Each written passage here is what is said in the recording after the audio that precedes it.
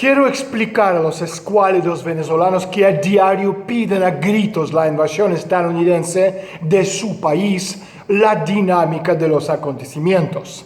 Este patrón también es aplicable al resto del mundo y se desarrolla de la siguiente manera. Venezuela, como Rusia, como Yugoslavia, como Siria, como Irak, como Afganistán y como un sinfín de los países sirven como cosecha para los amos del mundo. Lo que hemos visto en Irak a partir del año 2003 es fácilmente repetible en Venezuela. Por ejemplo, la primera cosecha de Venezuela son los beneficios de la invasión, desde contratos con el gobierno, lacayo nuevo, dispuesta a vender la patria al tráfico ilegal de armas y la cobertura de los medios de comunicación.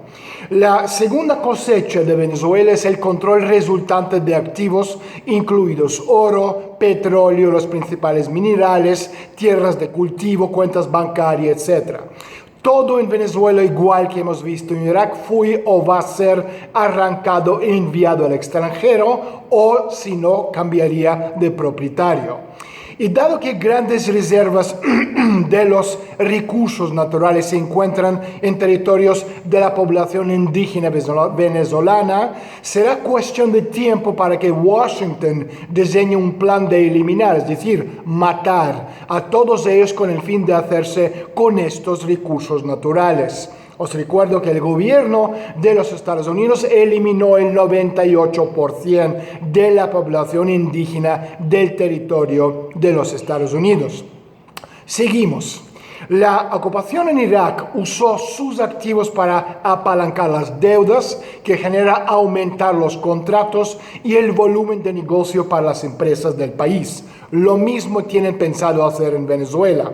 Las antigüedades en Irak y en esta zona del mundo tienen un significado especial y generan atracción entre las redes del liderazgo estadounidense y británicas, así que no hay que subestimar su valor.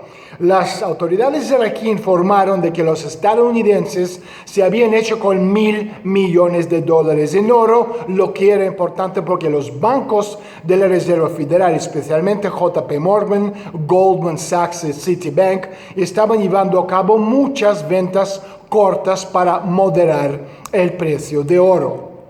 Un reabastecimiento así de sus reservas o de las de tesoro estadounidense, en nombre del cual podrían estar actuando. Lo que hacen normalmente en estos casos es hacer las ventas cortas a los contribuyentes y sería muy refrescante. Alguien entre los escuálidos de Venezuela había pensado que todas las reservas de oro, de plata, de coltán del país inmediatamente pasarían a las arcas de los Estados Unidos. ¿O verdaderamente esa gente son tan ignorantes que piensan que el tío Sam os va a invadir en nombre de la democracia, de la libertad, de los derechos humanos? La tercera cosecha de Irak, igual que Venezuela, es la gestión de la ocupación. Si Europa de Este es un ejemplo, Estados Unidos se alió con el crimen organizado local y global y otras agencias de inteligencia para aumentar significativamente los beneficios del crimen organizado de ese lugar. Los niños atractivos, por ejemplo, serán seleccionados entre la población y enviados a Europa, Estados Unidos, como esclavos sexuales para los pedófilos. El tráfico ilegal de narcóticos se incrementará como ha hecho en Afganistán. Por ejemplo, premiar a la Corporación Militar Industrial Americana DENCORP con un único contrato de $500 millones para dirigir la policía, los juzgados y el sistema judicial en Irak es un ejemplo de su modus operandi. Mi pregunta después de años investigando es si el núcleo de las competencias de DENCORP está relacionado con montar infraestructuras diseñadas para lugares con fraude económico, tráfico de drogas, esclavitud sexual y control de los líderes de los países mediante dosieres personales crecientes. Estos son los talentos que Estados Unidos necesita para extraer los activos que necesita desesperadamente su economía. La cuarta cosecha será arreglado todo y declarar la victoria.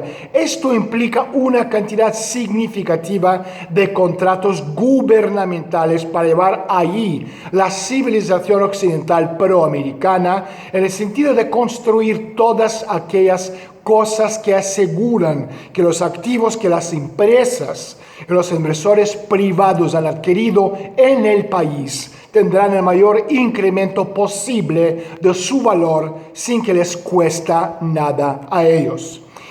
Otro elemento de tener en cuenta en Venezuela, los bancos estadounidenses adquirirán un mercado completamente nuevo. En la fase de arreglar las cosas, entre comillas, por supuesto, es crítico que con la ocupación se obligue a Venezuela a usar el dólar estadounidense no como moneda paralela, sino como dinero oficial del país. Chao, chao Bolívar como dinero y sobre todo como símbolo.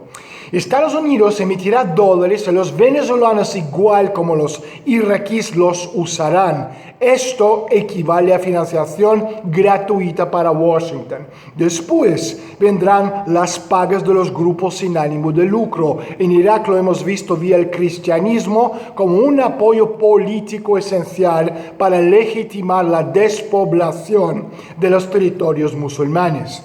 Hemos visto cómo en Irak se dieron un flujo de recursos a los grupos de iglesias correctas, entre comillas, para apoyar la expansión de sus ministerios misioneros pedófilos.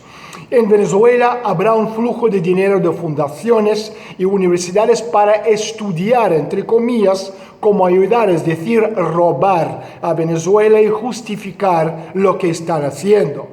A medida que las empresas o los bancos digieren Venezuela, como digirieron a Irak, la supraélite nacional estadounidense estará echando el ojo al siguiente banquete. El dinero fluirá hacia los think tanks académicos y el aparato de medios de comunicación correctos para preparar la siguiente inyección en el cuerpo político. La combinación letal de una deuda basada en el sistema financiero, una productividad decreciente y la ausencia de sistemas significativos de realimentación significa que el sistema mágico de interés compuesto dictará que el hambre de capital de la solitaria estadounidense se acelerará.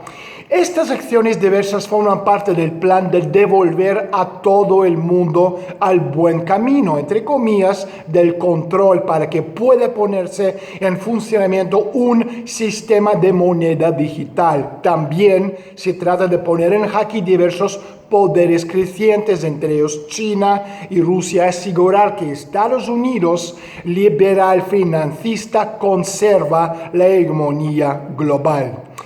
El truco: Estados Unidos debe equilibrar los beneficios de ser una reserva monetaria con los costes de mantener una operación de imposición global. A medida que la carga de deuda se hace cada vez más insoportable, se ve obligado a elegir entre las promesas a los contribuyentes, como la seguridad social, por ejemplo, los derechos de los acreedores y la necesidad de financiar un despliegue militar global a costa de millones de muertos suyos y de los demás países.